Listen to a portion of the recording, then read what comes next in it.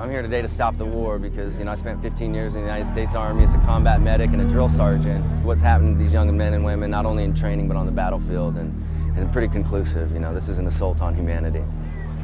I was one of the troops. I served in Iraq. I want to see people protesting. I want this war to end.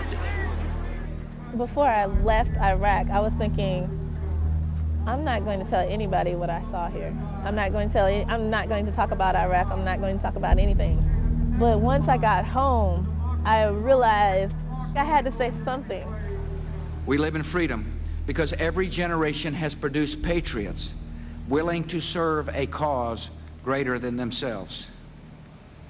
Those who serve today are taking their rightful place among the greatest generations that have worn our nation's uniform. When you go in the military, they take everything away from you, even your underwear. You don't get to call anybody, you don't get to talk to anybody. They separate you from society if you're taken away from home and the environment. And once you're broken down with fatigue, with the constant bombardment of the propaganda to become a soldier and what it is, you cannot help but abdicate that. The soldier in the United States military, no matter what branch it is only trained to respond to the bell. They're not trained to think critically and act wisely. They're trained to hear the drill sergeant say, "Roar," and they go roar. It's call and response all the time. So if you say punch, punch, fire, fire. And so it's the repetitive nature of basic training. It is really a loss of self to become a soldier. That's what soldiering does. You're willing to do something that someone you really don't know who is telling you what you have to do, and it's usually just to take up a gun and do that. Recruiter saw me, said all the right things, we'll get you out of this town, we're going to give you money for school. There's going to be all these neat things that you can do, it's going to be an adventure.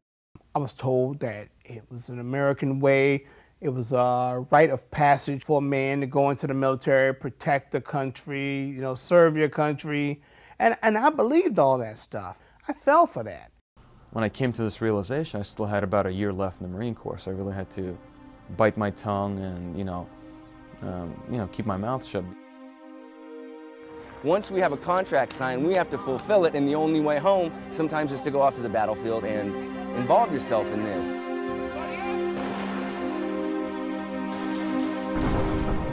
For me to actually be there and see the things that I saw some terrible things. I honestly thought that I wasn't going to make it out of there alive. I almost died out there. There were all these Iraqi women and children that were there was pandemonium. They were coming our direction, they were going that way. They were just running, they were terrified. The looks on their faces, the screaming, I still have nightmares about that. We had some pretty bad casualties, but for the most part we got away pretty much uninjured. And then you look at the middle and you see the dead civilians, the people who had no say in the matter, the people who have no weapons, the people who happen to be in the wrong place and at the wrong time. All wars eventually turn into race wars. You can't continue to do what you're doing as long as you grant the essential humanity of the people that you're occupying, that you're kicking their doors in, or that you're shooting.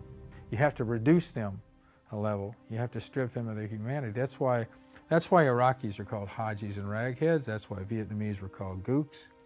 If you got to kill them, then you've got to strip away their humanity. That's the only way it makes it okay. What's going to happen, and what I believe is going to happen, is the same thing that happened during Vietnam. Sooner or later, the troops are going to say that they've completely had enough and they're going to refuse to fight. And once the government, loses control of the military, it's over. You can have all the college money you want, you can have all the honorable discharges you want, but the fact that you were in a war so criminal and so immoral and you did nothing to prevent your participation in it, not all the money in the world, not all the education in the world is going to erase that guilt.